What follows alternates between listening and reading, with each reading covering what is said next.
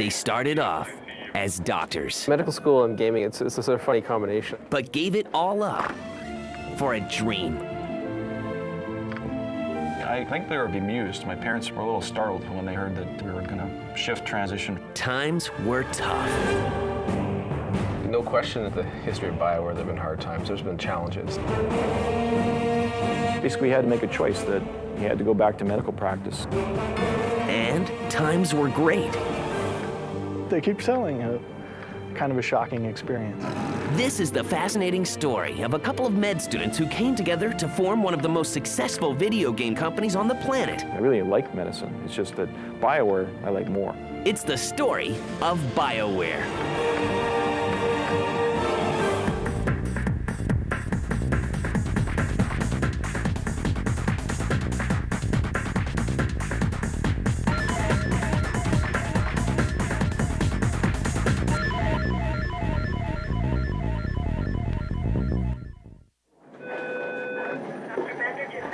Greg Zeschuk and Ray Muzica meet in medical school at the University of Alberta in Edmonton.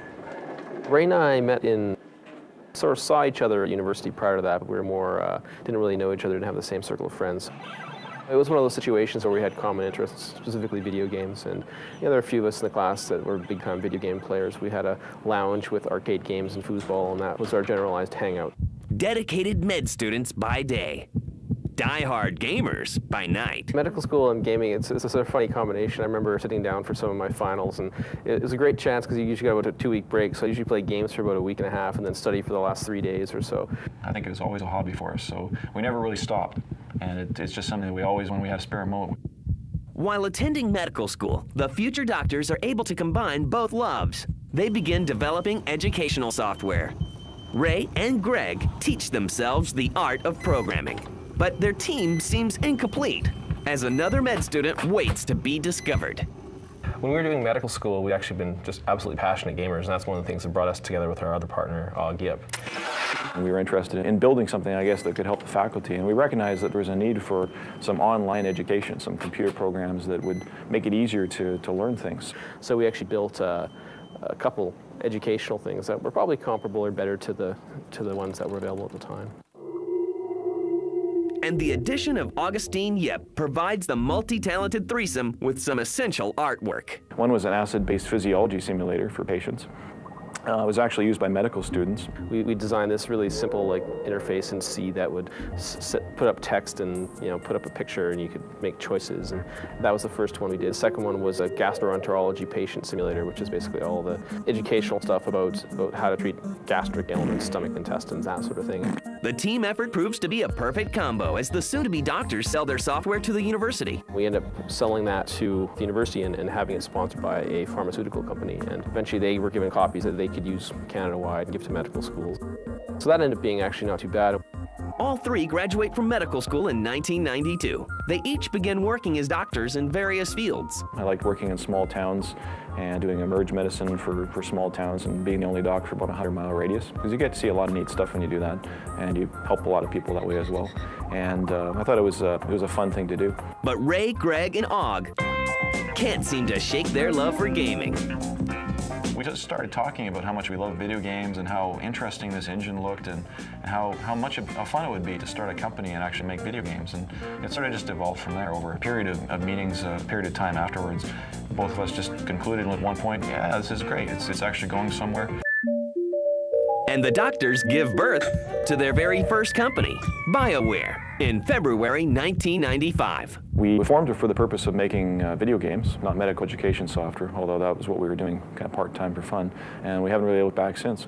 They begin work on their first video game as project director Trent Oster joins the team. We wanted to see if we could actually sit down, a couple guys, hack together a game and see if we could do it.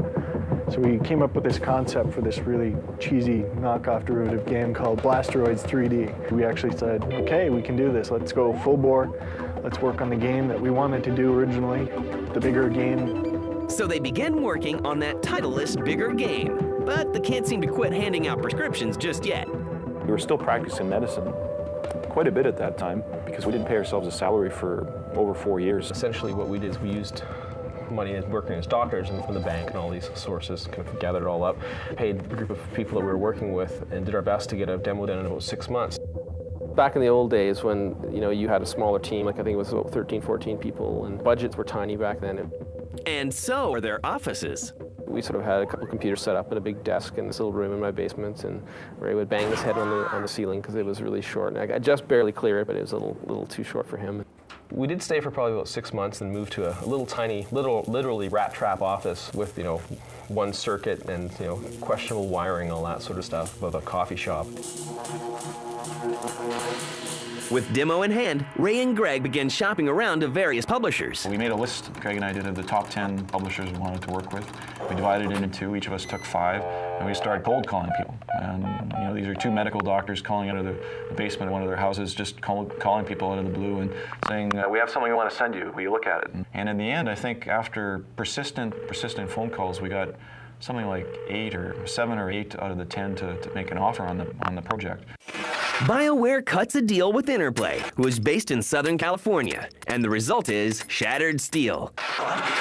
Communications power at all possible spots.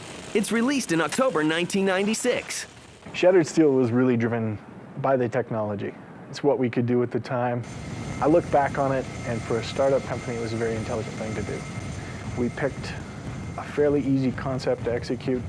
We had a graphics engine that displayed rolling hills and rolling terrain very well, so it made perfect sense to use it for that game.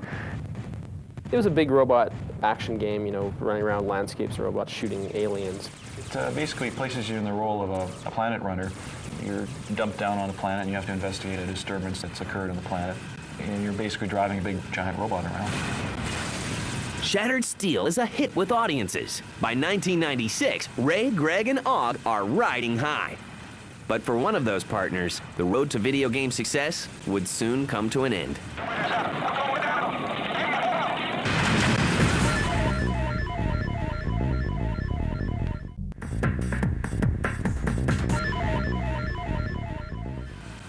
The team effort between BioWare and Interplay proved to be a match made in virtual heaven, with the incredible success of their first release, Shattered Steel, which sells over 100,000 units. Shattered Steel did quite well.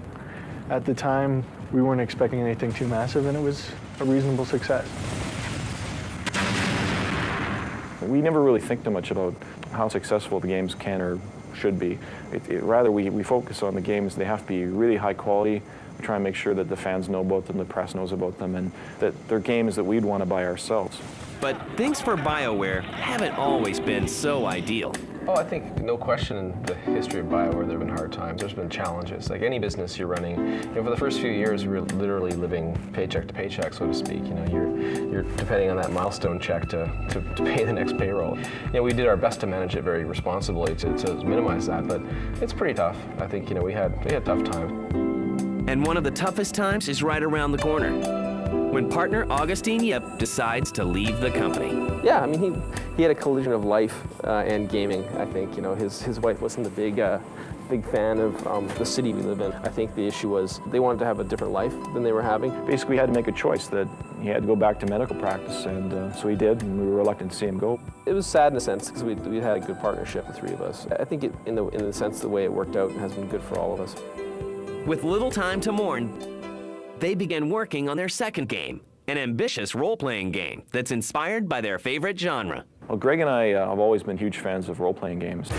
So my favorite and Greg's favorite is the role-playing genre. So we consciously went back to our favorite games of the past, all the games we played in the 80s, the Goldbox series, the Ultra Underworld, System Shock in the mid-90s, and Betrayal at Krondor, and the Wizardry, and Might and Magic, and on. And we tried to combine all the features we really loved from those games into BG. So Baldur's Gate was really, I guess, the game that we wanted to play. After 2.5 years of development, Baldur's Gate is ready for shipment in 1998.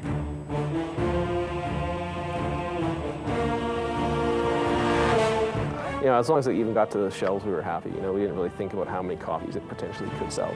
And D&D fans are ecstatic. Baldur's Gate becomes a smash hit. Everyone was so passionate about the game, it was just easy to talk about it because it was a game that we loved ourselves. Of course. We try and make games that we really feel are important to make. And, you know, we put everything we had into it. And we kept calling Interplay, talking to them. Where are all the copies of the game? Well, they're sold. We're shipping more, but they keep selling it. Kind of a shocking experience. Ray and Greg approached the design of the game with the same attention to detail as physicians. I think we really believed in the power of the game. We believed that it was an epic role-playing game with a great storyline, a good interface. People would want to play it. But we didn't really think much about how many there would be. We just kind of made the best game possible, told everyone we could about it, did as much press work as we could on it, and got really lucky, I think. Success is even more remarkable considering the staff is made up of video game virgins. Not a single person on either Shattered Seal or Baldur's Gate had ever worked on a video game anywhere else before they came to BioWare. So they had all worked at database companies or making signs or carving ducks. The stuff of legend, right, Boo? Ray's telling the truth. No one on Baldur's Gate had worked on a game before. They all shared a common vision and a passion. They wanted to make an epic role-playing game, and they were all really smart and creative, and we've been lucky to retain them, most of them actually, to this day. Although success is well appreciated, the boys can't seem to let go of certain practices. Yeah, we did for quite a while, actually, even after that point. It just didn't feel like it was the right time yet to stop. We'd only been working as doctors for a short while, and I think we wanted to just, I don't know, I think it's almost like it would have seemed wrong to stop at that point. And what did their parents think about all of this video game stuff? I think they were bemused. My parents were a little startled when they heard that we were going to transition from our careers from medical doctors into forming a company. I know my parents were really surprised when, actually I shouldn't say they were surprised, actually they expected this sort of thing. They thought, oh, this is a fad. You know, so they weren't too alarmed. But the boys are their own worst critics. Wait, there is something wrong. We look at it and we can tell you everything that's wrong with the game, everywhere it feels clumsy, everything that it doesn't do perfectly. Our rules are very strict. And that's, I think, the key to our success. Everything is as good as you make it. They open their ears to the people who play their games. Our fans told us that they wanted improvements to the original game. We instead made a leap to improve the system. And then there is the follow-up, Tales of the Sword Coast. And the sequel, Baldur's Gate 2. We weren't specifically surprised how well Baldur's Gate 2 did. In some way we still are. Like we really don't set our expectations to like this ridiculous level. BioWare branches out into the console arena with MDK2, their first cross-platform project for the Sega Dreamcast and PC. We were working on this game with Interplay. We were trying to figure out what it was going to be. Then, you know, one day, Ray and Brian Fargo were talking to us, and they sort of said, well, why don't we make MDK2? You know, we have the rights, we can get them to you. And we thought, yeah, that'd be cool. It'd be fun. It gave us a really good understanding and a first introduction to the console market after not having done consoles before that. In March 2001, an enhanced version of MDK is released for the PlayStation 2. Come, Toast. You've done well. Everything's Jake for sure. We took the one playable character that was in MDK, expanded that to 3. So you could play Max the dog, you play the doctor, or Kurt. And all 3 of them had different play styles. So the dog was more just an action machine, 6 legs and 4 of them could hold guns. Kurt was more a master of stealth and espionage. He could kind of sneak around and had his parachute and kind of ducking around corners using visibility. I've no time to flush the atomics now. And the doctor was a man of science, so he could combine items into really cool and interesting things that allowed you to solve problems with tactics and more strategy. Good luck, Doctor. I don't need luck. I've got science. So a company started by a couple of doctors has gone on to a successful video game career. But going back to their roots may be the best decision they ever made.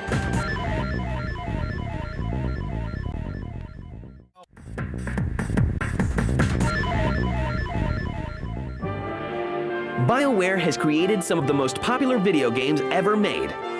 They've obtained worldwide licenses and have always seemed to make the fans happy. But no amount of happy fans can keep them protected from that evil L word. Basically, We can't discuss the details too much, but we did have some legal issues with Interplay that occurred basically all within the last year, and we managed to resolve them recently. We had actually launched a lawsuit against them, but we managed to settle that lawsuit. We finally reached a negotiated settlement with them. Yeah, we should probably check that out. And as part of that settlement, we're now the publisher of the game is now Infogram. I ask for your discretion in this matter. So we're quite excited about Neverwinter Nights. Neverwinter Nights is a Dungeons & Dragons role-playing game. Neverwinter Nights is a huge undertaking, nearly 5 years in the making. It's got, first of all, a 60-hour epic single-player role-playing story that you can play through it, multiplayer or single-player. Neverwinter Nights is just really, really big. It's actually really exciting because I think in a sense it's our next big anticipated thing. It's a chance for us to show that, in a sense, the Baldur's Gate stuff wasn't a fluke. Dungeon Master capabilities are an adjunct to the multiplayer, and they're a core part of the game as well. The DM can do things like enhancing the storyline. Your task in this is twofold. First, find the water Davian creatures and bring them back to me. I'm no hero. I just want a nice, quiet life. DMs can make the game a lot of fun. Only one way out for you!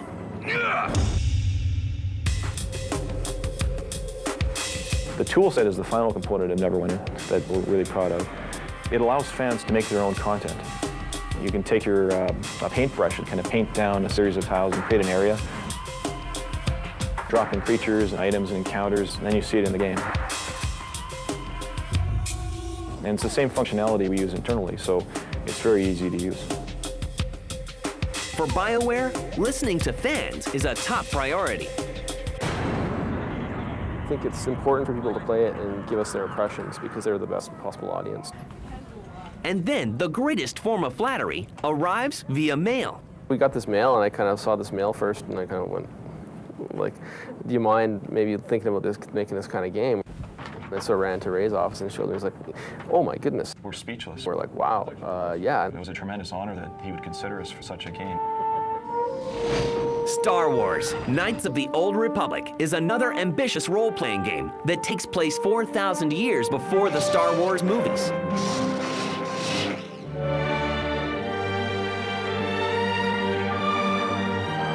Star Wars Knights of the Old Republic is a cool game because it's the first role-playing games ever in the Star Wars universe, so we're really excited and honored to be able to work on that. So have they met the mastermind behind the galaxy far, far away? Not yet, no, we haven't met George yet, but we sat on the chair where he sits in the Skywalker Ranch, so maybe someday we'd get him in. It would be a great honor. So what can we plan on seeing from BioWare in the future? The future of BioWare is probably working on both PC titles and console titles. This is your most important duty. We also plan to develop some of our own new intellectual properties, and that's one of our future directions. And I think the other future of BioWare is we work really hard on retaining the people we have here, because we think we have basically the best employees in the world. BioWare is a great place to work. They take care of their employees. That's one thing we really focus on as well, is that we try and build the company as a unit, not the individual teams. I mean, the individual teams are units and people work together well on those, but what we really try and focus on is building an overall company approach where you have all the teams intermingle and mix and everyone knows each other. Hi, Ray. It's a pleasure to come to work because of the people here. Greg and I always joke that we don't really do anything ourselves. Excellent work. And I can't read your writing. I'm glad you're taking care of that. Are there any signs of ditching video games for stethoscopes? I retired from medicine about 2 years ago, and I'm pretty happy not doing it. I think by the end I was sort of feeling it was sort of drudgery in the sense that every time I was doing medicine I always felt I wanted to be back here. You know, I'd be at the clinic, I'd be kind of looking at my watch going, oh geez, I hope I don't have another patient because I really want to go back to the office. For one, putting the past behind him is a bit more difficult. I've still got a license to practice, and I've still got my residency certification. I haven't practiced personally for about 1.5 years or 2 years, I guess, now. It's just BioWare is so busy now that you know, it's very hard to find the time to go back to that. And I think Greg is the same way. I think he actually says that he's officially retired. I've never said that, but effectively I am. I mean, it's just BioWare is so much fun. It's not that we don't enjoy medicine. I personally enjoyed it quite a bit. In fact, I really like medicine. It's just that BioWare I like more. it's a passion. You know, video games are my passion. But that is a tale for another time. After all the years of working together, Ray and Greg's friendship still prevails. It's hilarious when you get the two of them together. And you've got one guy who's kind of bouncy and easygoing, you've got the other guy who's very rigid. And for them, it works. We're best friends. We've been best friends for like 12 years or more. I've lost count now, but he's a very good guy. It's really good, actually. He's a good partner as a joint CEO. We have a good working relationship. And I think we complement each other's skills. We'll yell at each other once in a while, and usually in front of other people, and they kind of freak out, and they're kind of like not sure how to how to carry themselves. I don't think I had a big fight. We always joke that between us we're half a person. I think it'd be a lot harder for either one of us individually to run the company. Together we add up to something more than one person, but our relationship is at a point where we're really comfortable. It's been a good partnership. It's really good. I've learned a lot of things from him. You know, the stresses. I don't know if he's learned anything from me or not. Pressure and the decisions. And hopefully he has. It's hard making all these decisions all the time. We're a pretty good team. It's awfully great to have another person. I think that's probably the best way to sum it up. We're a good team.